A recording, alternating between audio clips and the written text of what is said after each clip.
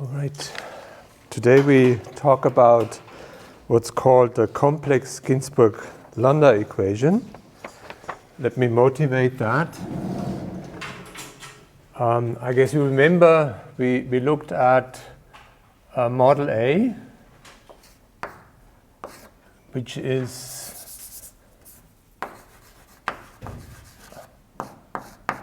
also sometimes called a time-dependent Ginzburg-Landau model. And the idea there was that you have a scalar field phi that depends on space and time. You want to know the time temporal change, and then you say that this is minus some onset coefficient, and then you have a functional derivative of a free energy functional, which is the Ginzburg-Landau functional. And then what you typically get is something of the form like minus lambda r phi plus u phi to the third minus kappa nabla squared phi. That's what we argued at. And remember, this is a universal form. It's true close to a second order phase transition where you assume that the order parameter field phi is small and that you assume that there's some slow gradient that determines the dynamics. So we expand in gradients of the field phi here. Then we looked at model B, which has a similar type of argument, where you just say that in addition to having an order parameter structure, you know that there's a conservation law, so the way you construct the equation of motion is a bit different. Then we looked at Turing's model, and then later on we looked at the Swift-Holmberg equation. And in that scenario, we argued a bit differently. We first wrote down the equation, but then I said, let's look at something where you have a dispersion relation that's of this type. So you have an instability which has a band of unstable mode, like in the Turing system, and it's bound away from zero. And we wanted to know if you take this dispersion relation plus symmetries, what do you get in terms of an equation for a pattern where you assume it should be some kind of periodic wave or stripe pattern? And what we found is an amplitude equation for these stripe patterns, which is a universal type of equation, which is correct if you close to the bifurcation point of such an instability.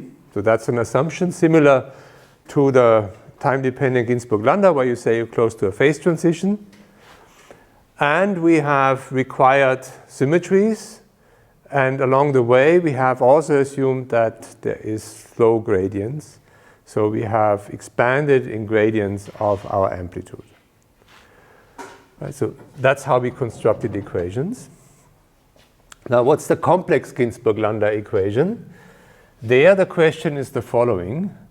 So you assume that you have a system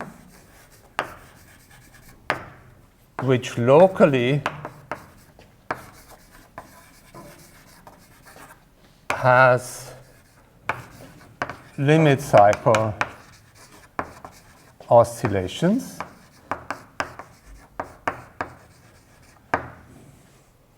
Okay, some kind of oscillatory mode. So if the system would be well mixed, it would just oscillate with a certain frequency. And you assume that these local oscillators are coupled by some process which we specify by a diffusion process. Okay, so imagine that you have locally these kind of oscillators, many of them, and you couple them because there's some diffusive process that couples these oscillators. And what we want to know is what is the behavior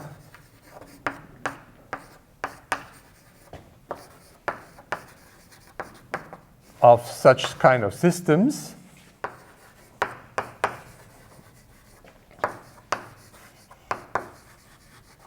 and that's important now close to the onset of this limit cycle. So close to a Hopf bifurcation.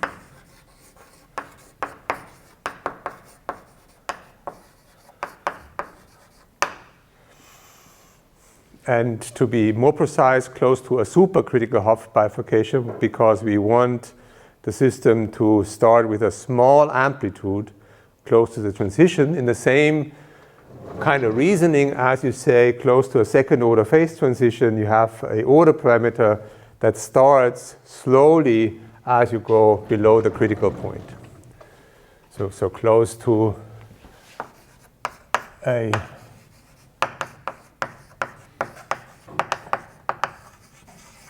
supercritical Hopf bifurcation. And then let me also specify in the long wavelength limit. So all the phenomena that we want to look at are those that happen at large scales. So that's our basic question that we would like to ask. All right, now let's try and construct such a theory along the similar lines as we have done this for the case of the amplitude equation that encodes for stripes. So let's say we have a field R of x and t that describes the amplitude of our local oscillations. So it's a real field. And we assume that we also have a phase that I call phi of x and t, describing, as it says, the phase of the oscillators. We assume, now in the well-mixed case, so no space, diffusion is really super fast, so all these oscillators are in sync.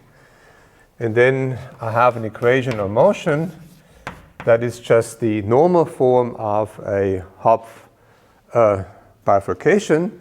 So I'm saying that the amplitude with some control parameter mu is changing in time such that there is a fixed point R star proportional to square root of mu over G naught.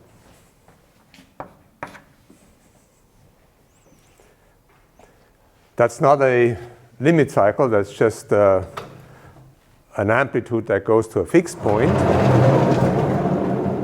For the limit cycle, I need to specify the equation for the phase. So for the phase, we say we have a system that just oscillates with a certain frequency omega naught. So that's the normal form of a Hopf bifurcation as we learned it for the system in a well-mixed context.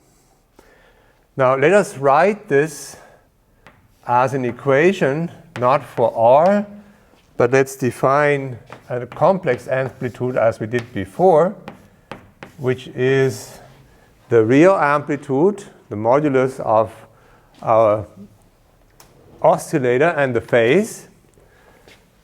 Then the corresponding equation, of course, must be one that reduces to the equations I just wrote. And you can check that this equation then has the form minus I omega naught times A minus G naught plus IC, plus IC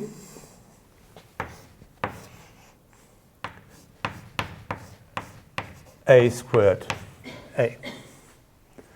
And as I said, you easily check for yourself that if you write this A as an amplitude times a phase factor, you recover the equation for the amplitude and for the phase. But now you have this complex equation for the complex amplitude A. And as you see, the coefficients now of that equation, they're no longer real, but they have a linear combination of a real term and an imaginary term, like here and here as well. And if you compare this to the Ginzburg-Landau terms that you would have in the absence of any kind of gradient terms, it's a generalization of the structure that we had here, right? Phi to the third with real coefficients. Now you have complex coefficients and a complex amplitude. So in summary, this equation is just a way of writing an oscillatory system close to a Hopf bifurcation. It's well mixed. This has a name. It's called the Stuart-Landau equation.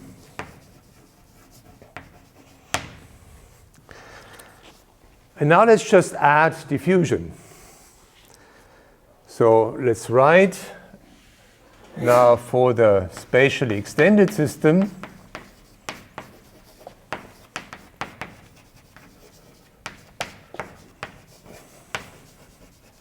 also by assumption that we have an equation of the form that is what we just had.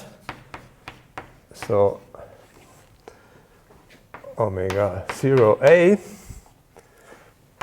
plus, and now I'm adding a diffusion term following the same spirit as before that can have a real but also an imaginary part, gradient squared A minus G naught plus IC A squared A. And that's a very shorthand way of deriving, in quotation marks, the complex Ginzburg-Landau equation. So in essence, from this very heuristic reasoning, it is a set of coupled oscillators, and the coupling is via a diffusive process.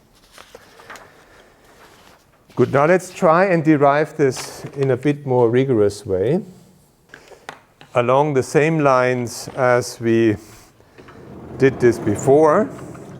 So let's now take as an argument that we want a system to have a certain type of bifurcation structure, dispersion relation, and some symmetries, and from those symmetry considerations derive the corresponding amplitude equation. You will see this will give the same form as the one I just wrote down. So let's call this amplitude equation close to a Hopf bifurcation.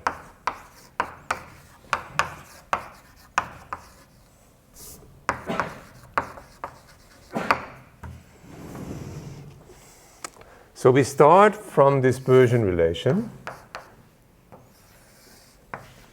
and there we need to specify the real part and the imaginary part of our dispersion relation as a function of Q. And there I will make an assumption about what kind of dispersion relation this system should have. It's an assumption. So I want the real part, so let me write sigma Q as the real part of a dispersion relation and an imaginary part of the dispersion relation, where I already write a time scale here such that things have proper dimensions. All right, so now let me draw the real part,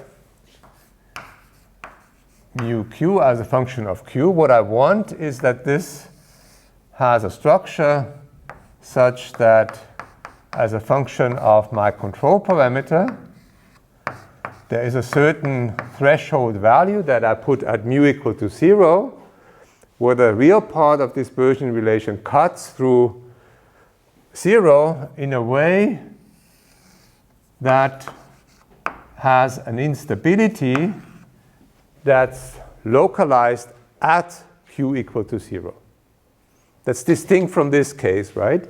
In that case, the instability started at a certain wave vector QC away from 0. Now I'm saying let's look at something that has an intrinsic oscillation, an oscillatory instability, already for the homogeneous case.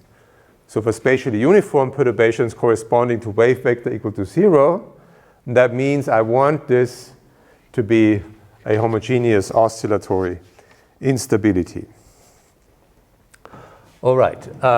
Then I also have a corresponding imaginary part. And here I make it such that this has a structure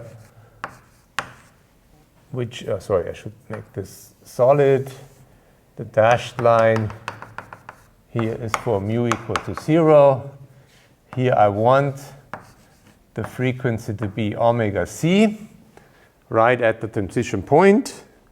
And then for mu larger than 0, this dispersion relation is just shifted upwards. So in the same way as here, dispersion relation goes that way as a function of mu.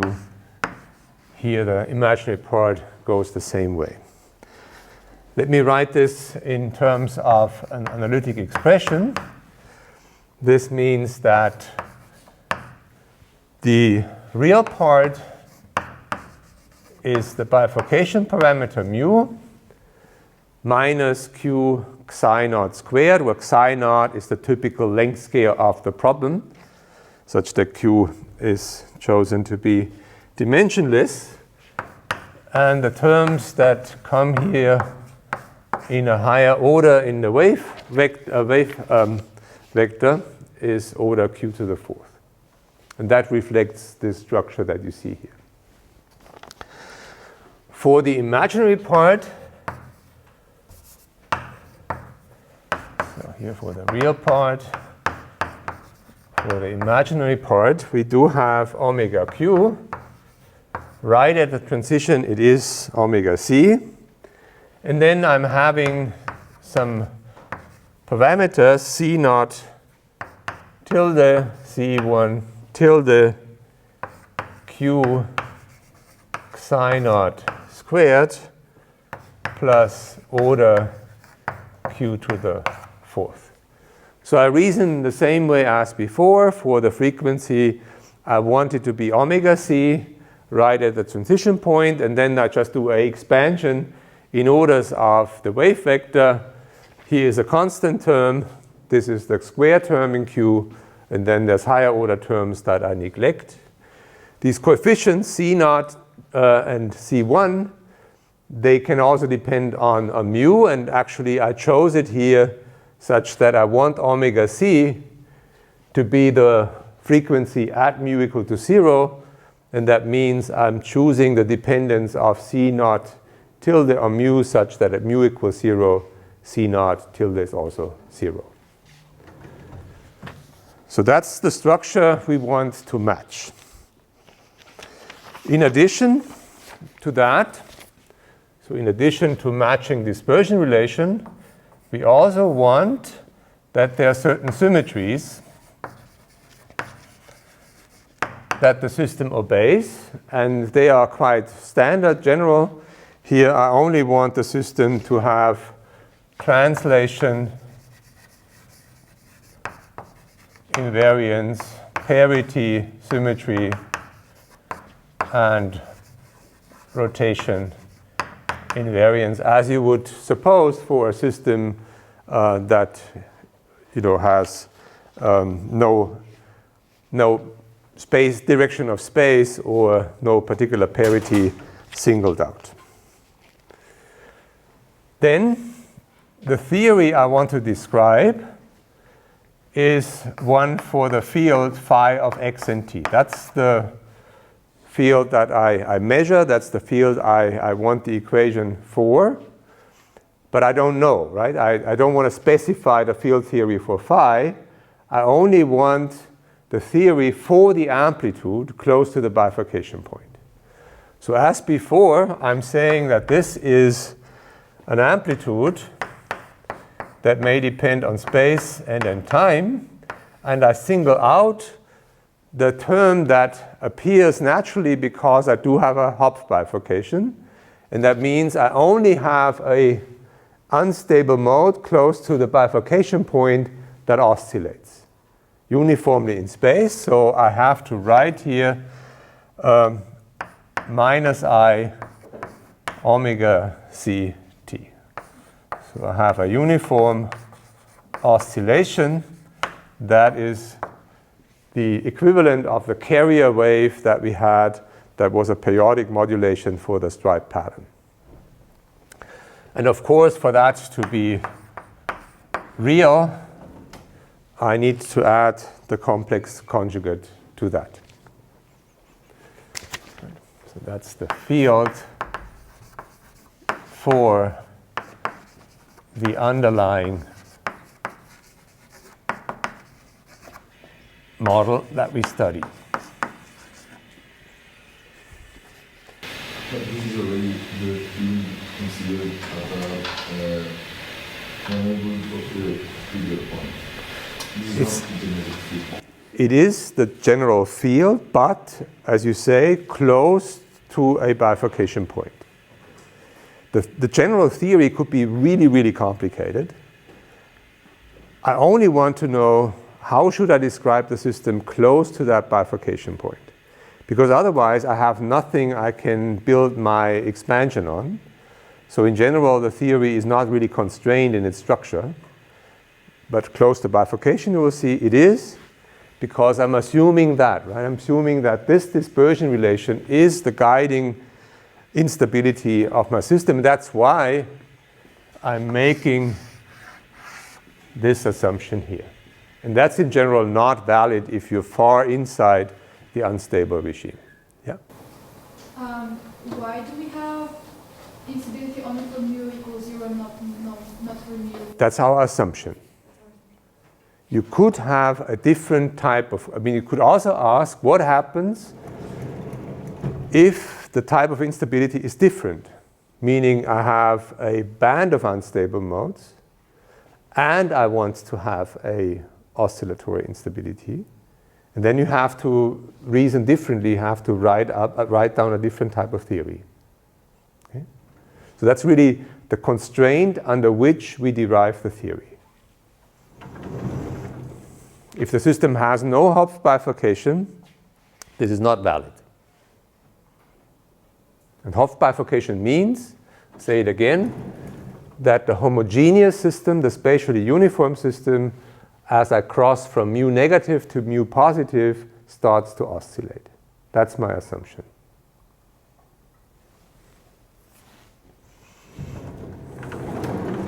All right. Then, yeah, please.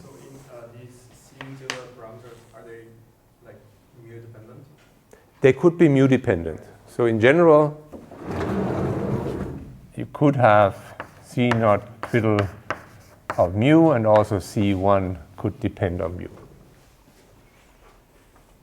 And I don't need to specify that. What's really key is this.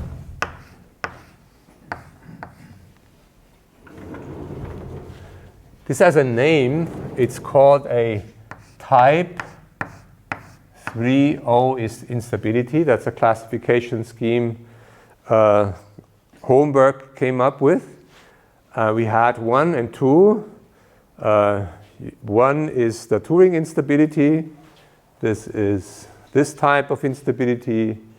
The instability of type 2 was one that started from 0, where you had a band of unstable modes that extends towards 0. So something like that, right? That's another type of instability. And now we're looking at a third class of instabilities that have the instability right at q equal to 0.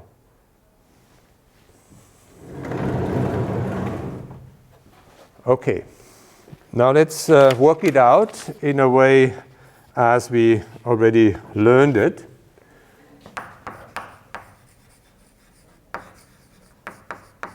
So, translation. Translation means that we have a phase shift in the amplitude.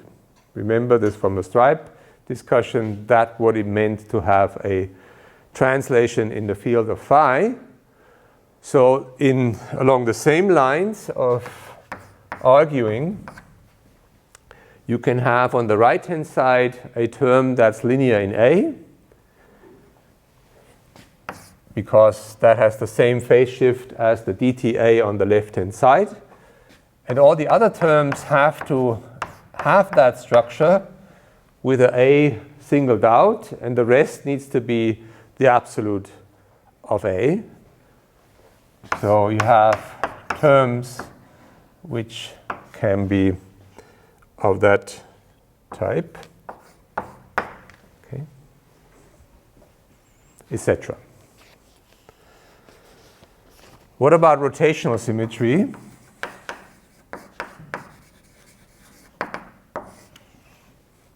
And that's now simple as compared to what we had before. In the stripe case, you single out direction in space, and you need to account for that singling out of direction in space, and that means the x and the y components have to be dealt with differently when you have a direction singled out. Now this is isotropic in space. There's no longer direction singled out. So that means I can simply write an isotropic operation, so the Laplacian of A. And of course, there can be terms that have the amplitude in it and the Laplacian of A. Or I could have nabla to the fourth A, etc. And now you see the same kind of reasoning. I can go on ad infinitum by having higher orders in A.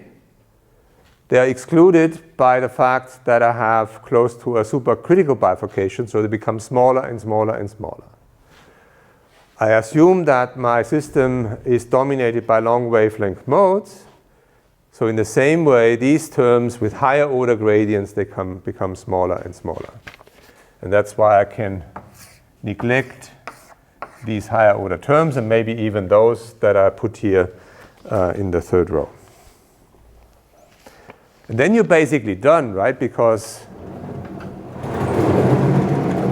once you know the different terms, you can write down the equation. Yeah? Why do we, in the case of translation, I don't see, why do we have this particular form? Like I see that we have the left-hand side of the equation. And so left-hand side, yeah.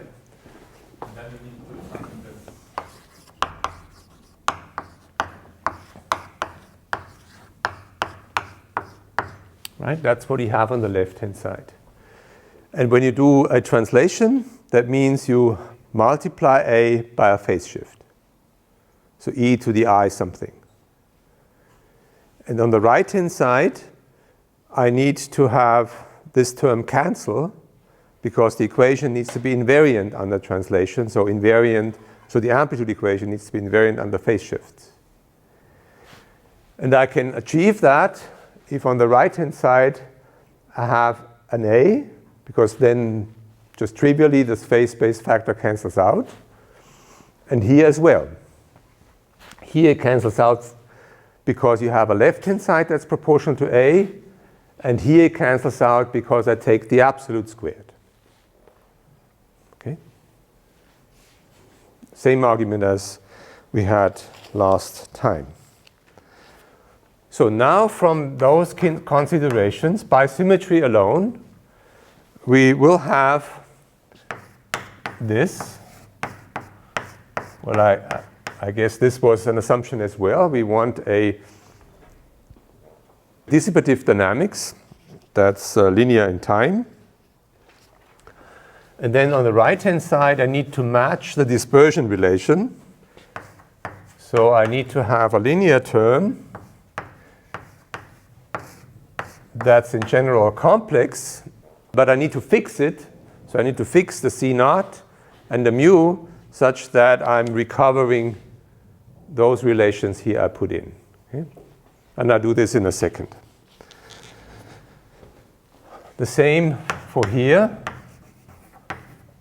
I have a length scale squared, and then here plus a second coefficient C1, nabla squared I, and again I need to fix the C1 so that this dispersion relation is valid.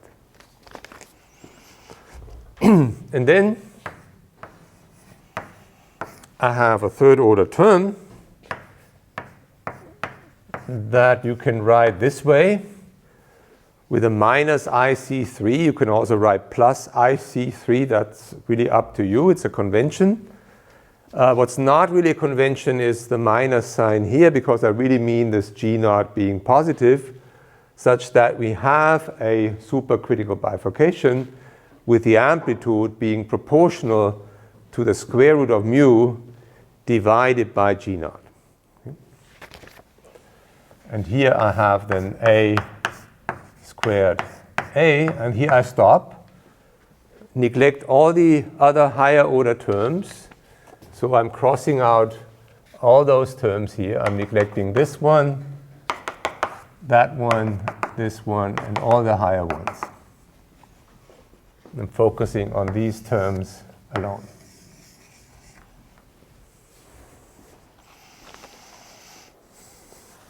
And that is the complex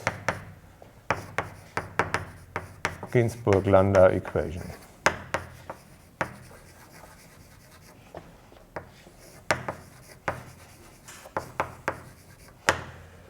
Okay, so now let's map the coefficients C naught, C1 to the coefficients that we had.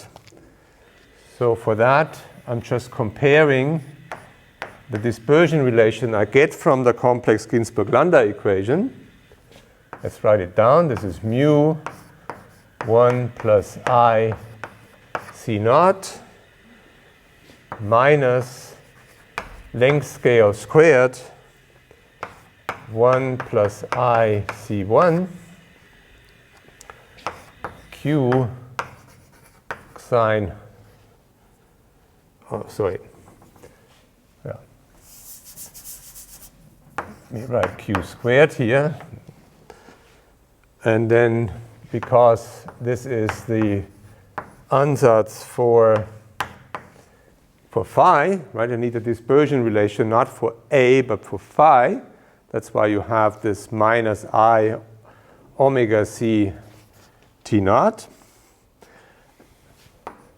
That is from the complex Ginzburg-Landau equation, and the ansatz that we make, so phi equals A e to the minus omega C T plus CC. And from the dispersion relation, here I can just copy what we have there. This is mu minus Q psi naught squared minus I tau 0 omega C plus C naught twiddle C1 Q psi naught squared. So when we compare the first and the second line, C naught and C naught tilde are related by this, and C1 and C1 tilde are related like so.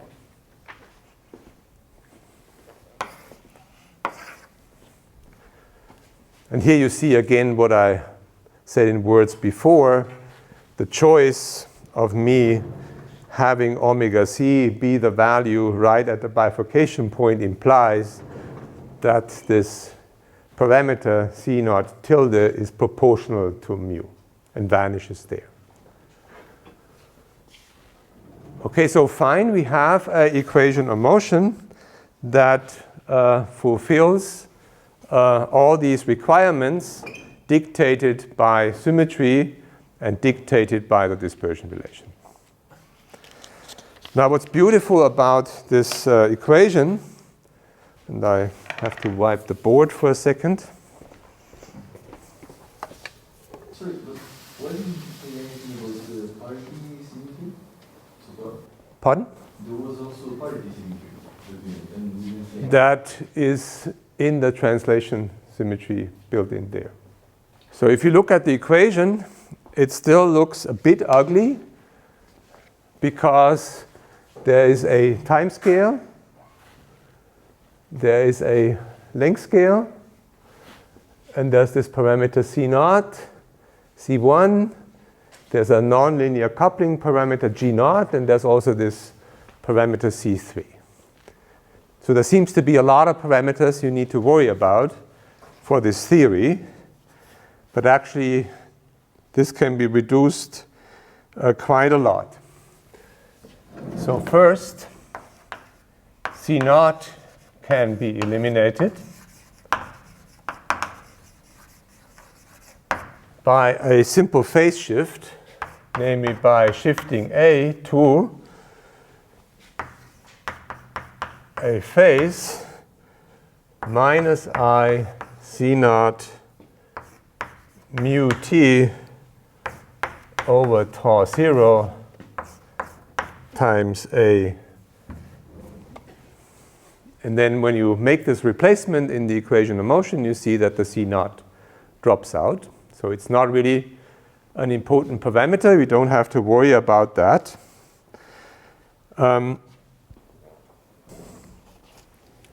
You can also introduce slow variables. Okay. And by that, I mean that instead of our spatial variable x, we can account for the fact that we have a choice of scales. Right? We can measure x in certain units. And of course, we should measure this in units of the length scale psi naught that we introduced here along the way.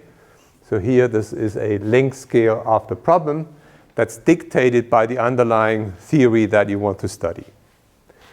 So we make that choice. We rescale by psi naught. And then in order to account for the distance from the critical point, we also rescale by the square root of mu. Why square root of mu?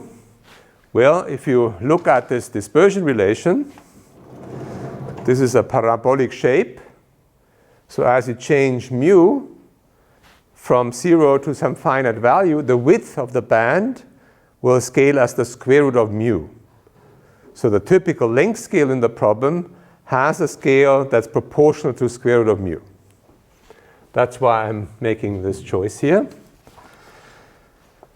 And that's my definition of my slow variable x.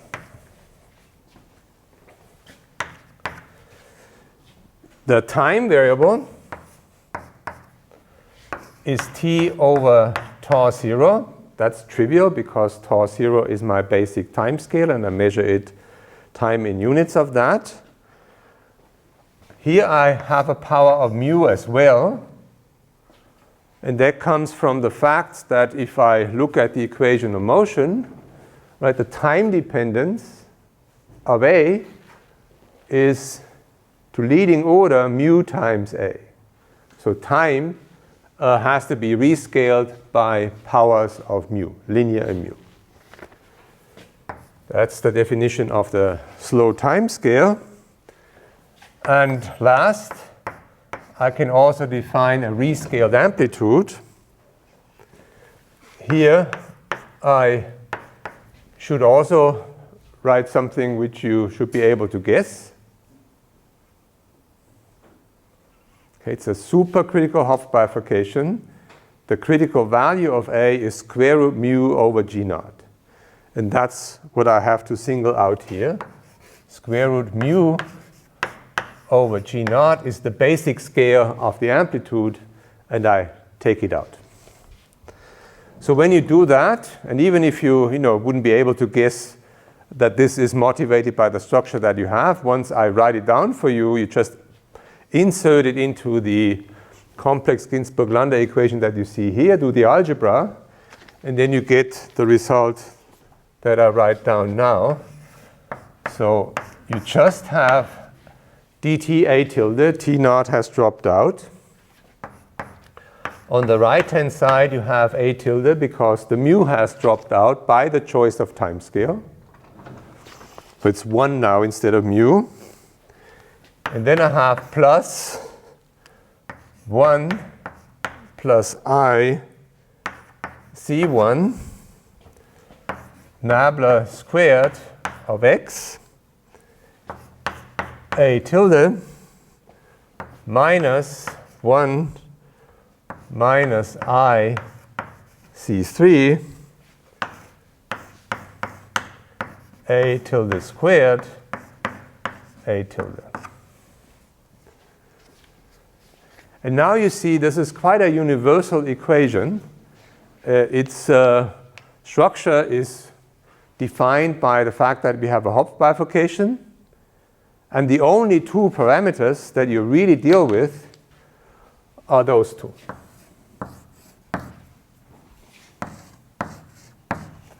So what you want in the end, the goal of the analysis then is, in order to understand behavior close to a Hopf bifurcation, you only have to study the complex Ginzburg-Landau equation in terms of pattern formation,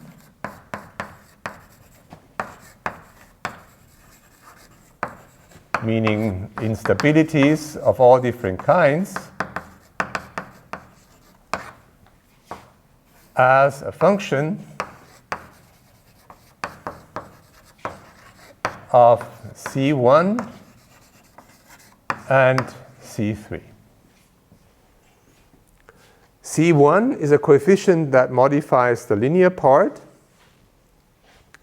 and C3 is a coefficient that is a coupling coefficient that modifies the behavior that describes the interaction of the different modes. Okay. So remember, C1 is related to this. Right? It's appearing here, where I'm saying that my frequency is the critical frequency plus a modification that's a constant, but more importantly, a modification that scales like wave vector squared. So that coefficient is key in the type of patterns you form. And the last one, as I said, is the nonlinear term. Yep. You said that the width of the unstable band scales as square root of mu, right? Mm-hmm. So the characteristic scale would be like 1 over square root of mu, right? Maybe I said it in the wrong way, inverting the sign. So what you have here is this delta Q. This scales like square root of mu, right? And then when I want to get this out, the x here actually scales like 1 over square root of mu. And I have to multiply this with square root of mu to get a variable that's then canceling out the mu dependence. This is the dimensionless variable. Right? But I thought that's... So if the wavelength goes like square root of mu, the position has to go like 1 over the square root of mu. And if I want to have something where it cancels out, I have to multiply by square root of mu. That's what I'm doing. Okay, but psi is also... Psi is a scale. Psi is a scale of length. That's a trivial part. Just means what I measure things in terms of micrometers or meters or something. That's just a length scale. Here is a factor that gives the dilation of scales. And this dilation of scales is such that close to a critical point, the band of unstable modes is proportional to square root of mu. So delta Q scales like square root of mu, meaning because of Fourier transforms, the corresponding x scales like 1 over square root of mu. And if I want to cancel this out, I have to multiply by square root of mu. And that's what I do here. And then when you do the algebra, you see that it works. Q divided 2 times by something, that's the unit of length, right? It has no units. Mu is dimensionless. Mu is a scale factor. Okay, I see. That's the difference. Psi naught is a length scale. Mu is a scale factor, dimensionless. And you can see this here, right? This is length scale minus 2, length scale squared, order 1. Mu is of order 1. Okay, I see. Yeah. So it's our bookkeeping factor that tells you how close you are to the critical point, to the bifurcation point.